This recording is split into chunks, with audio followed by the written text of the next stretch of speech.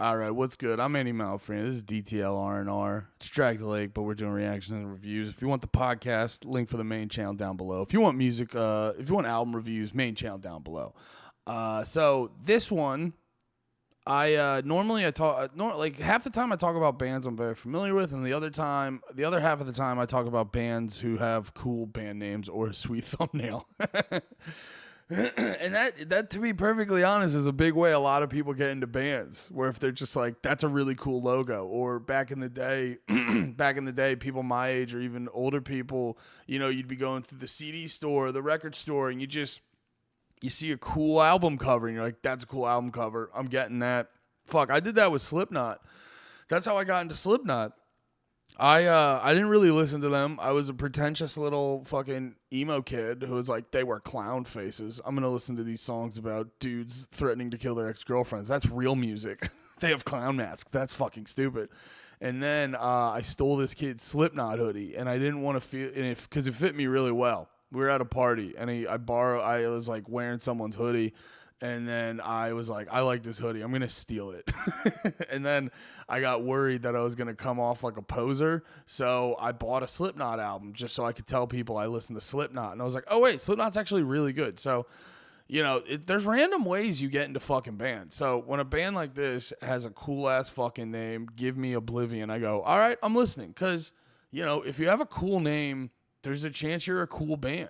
The flip side has also worked, too. Like I always say, Bomb the Music Industry was one of my favorite bands back in the day. They still are to a degree. I just don't listen to them as much now because I've moved on to more like, I mainly listen to like hardcore shit now. But either way, I never liked the band name, but their music was always really good. So who gives a fuck? So there's a lot of different ways you can get into a band. But regardless, I really like this band name. And also, I always love to give a shout out to Lawn Chair Youth. They're pretty good at putting out quality music, giving these guys a chance. So let's check it out. What is this? Give Me Oblivion, Truth Behind the Lies.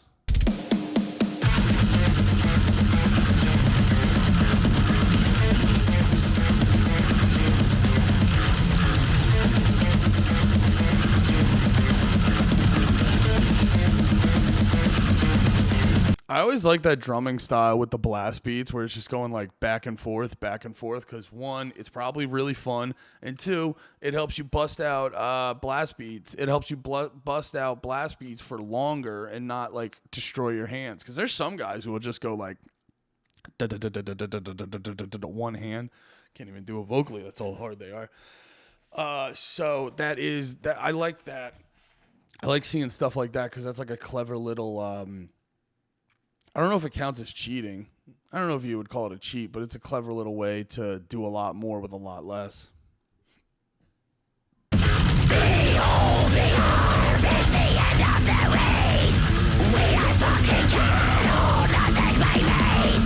The whispers of poison, just in their minds. Erased from existence, lost in their minds.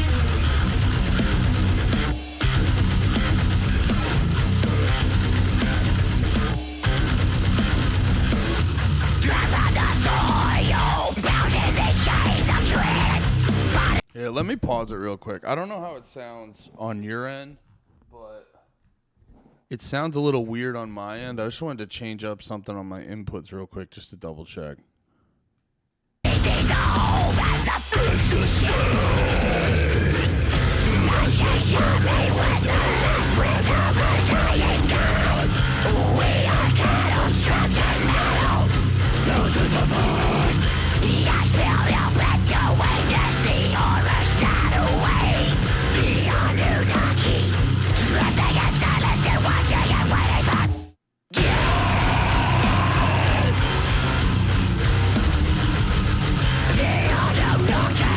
You're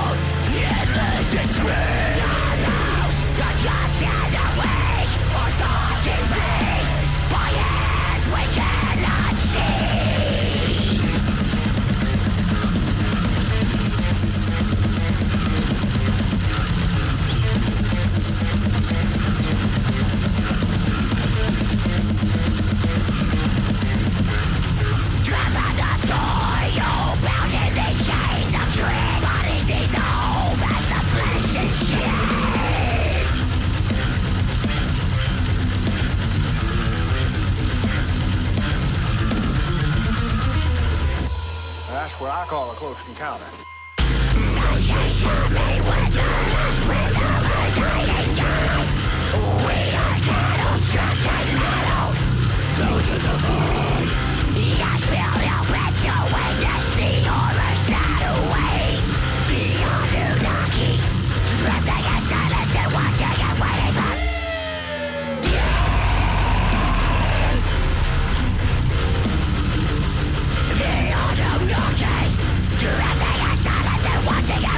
Dude, is he singing about the Anunnaki? Dude, I gotta look up lyrics for this. That's so fucking funny.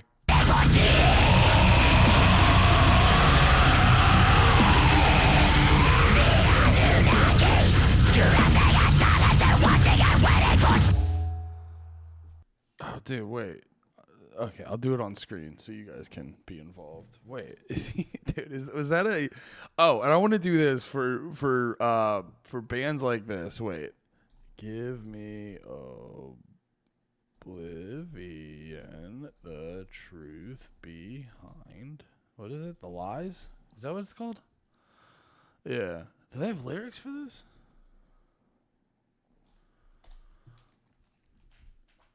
Do they have lyrics for this? The truth, give me Oblivion, release a single, the truth behind the lies. Wait, what is this? Dude, that's so fun. I gotta find the lyrics to this band. I gotta find the lyrics of this song. I wonder if they're in the no, it's originally on Lawn Chair Youth. I wonder if dude, that fucking rules. I just I'm not as deep into like the Anunnaki stuff. I'm new to giving I fuck with conspiracies. I think they're fun and interesting, and also I like I like how anxious they make me because some of them are very believable and horrifying. But I'm new to, I don't even know what to call it, but the shit with when they're talking about more ancient times with the Anunnaki and all this other shit. I'm new to that stuff, but I still I'm semi-familiar with it. So hearing, and it's fun because, well, it's not fun because when you're into that shit, it's kind of in its own little areas, and you have to keep that separate to a degree because occasionally some people get weird about it because some people are dorks and they get weird about it, but also most of the time just normal your average person just doesn't know about that kind of shit even though, or I don't know, honestly I don't know, because it's you watch, there's this channel called the Y-Files and you watch that channel and it's they're getting millions of views within a day or two. So I think I bet you a lot more people are into that kind of shit than you think. It's just that there's it's that small amount of people that when you bring up shit like that, I'm the type of person, if someone brings up stuff like that at a party, say if someone's a flat earther, I don't think the earth's flat, but if someone's a flat earther and wants to go off at a party, I'm going to sit in the cut and just go dude, let him go. This is going to be so entertaining. You know what I mean? This is going to be so fun. But then there's other people who, and I feel like they're a small, vocal, cranky minority who, when they hear stuff like this, they don't want to entertain it. So they get real la la la la la la la la, and they ruin it for everyone else. Because I feel, I could be wrong, but I feel like most of us just want to vibe out, discuss how wacky shit could be, and then we drink a couple beers and we watch the game and we chill the fuck out.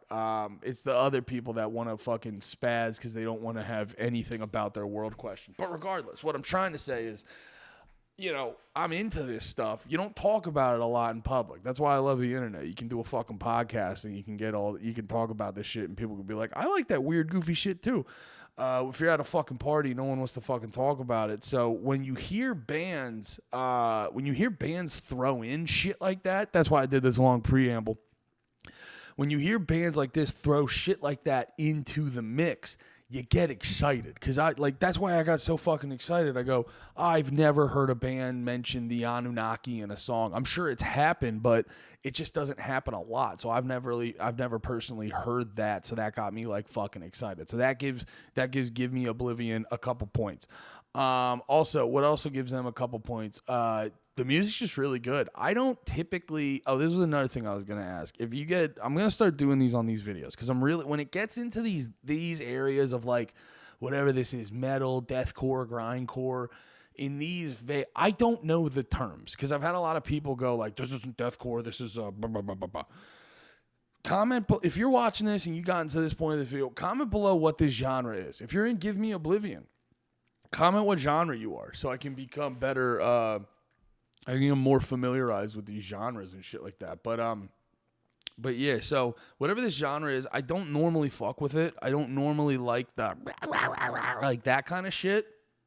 But something about this like really worked.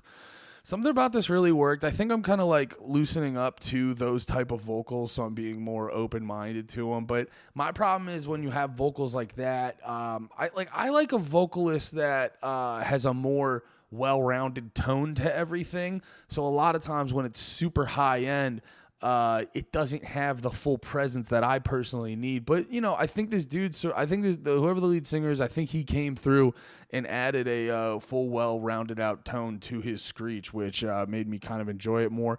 A lot of times with bands like these, another reason why I'm not super deep into this genre is I call them like endurance bands, where they're just showing how fucking fast they can play and how crazy they can play, but they're not doing anything that overly musically creative. And I think these guys took that and said, we're not going to do that. And they had a general structure throughout the whole song.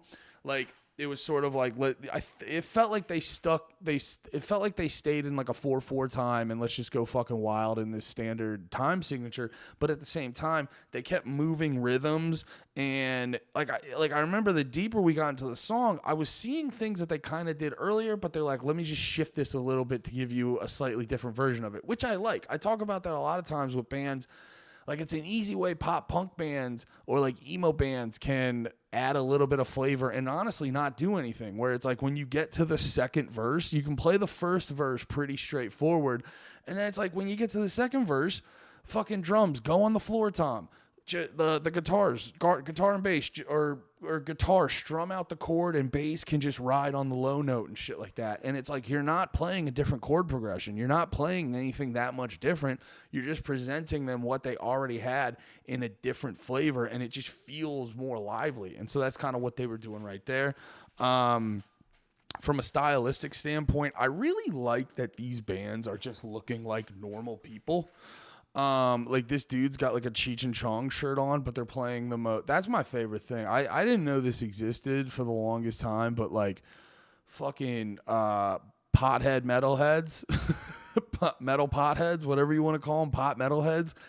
Yeah, so playing insane music like this and being a pothead is wild to me. That shit is so fucking it's so sick, because it's just like, to me, it's two things that shouldn't be together. But if you think about it more, it kind of makes sense, because I feel like the pot, when you're doing intense music like this, I feel like smoking a little bit of pot feels like it puts you in bullet time. So while you're doing all this fast shit, you're just like, you know. So I like that. I like their general aesthetic of just looking like normal guys. There's something about that I fuck with. Not saying I can't ever fuck with a band that puts on outfits and stuff like that. I've done it before. I'm trying to remember. I've done it before. I like Gwar. Everyone likes Gwar. I like Gwar. You know, I'll watch a band that puts some outfits on, but I think in this genre, every band was starting to look the same, where it's like, let's wear all black and let's wear studded whatever the fucks and this and that, and like, let's just look scary and da-da-da. And this is just like, no, we're just dudes. And that's a cool thing I feel now in a lot of these hard, like heavy genres. And almost it makes you a little bit more worried. It always reminds me of the movie SLC Punk, where Jason Segel's character, was that his name? Jason Segel, right? Jason Segel from SLC Punk. His character was just this like buttoned up, straight laced guy, but he was the hardest motherfucker at the party. And you got Matthew Lillard's character, who's got the whole outfit on, and he, you know, you probably wouldn't have. I mean, he did fuck up a guy at one point, I think, but this guy, Jason Segel's character, you had to worry about way more in that movie. So yeah, I like the combo. But yeah, musically, I think I'm gonna check. Oh, and also, this band is a thing we like to talk about on the podcast. We like to call them a buy early, because there's nothing more fun in music when you get in on a band real early. And I'm on their Spotify, which I just hit the follow button on. I just hit the follow button on. Let me follow the radio station so I can remember to listen to them. But I just hit a follow on them, and they only got, I don't know if you can see it there, they only got 70 monthly listeners. So this is a big time buy early. So check out Give Me Oblivion. I really enjoyed that shit. I hope you guys keep it on. Yeah. Thank you for watching. Check out the main channel. I love you all. Be about it. Peace.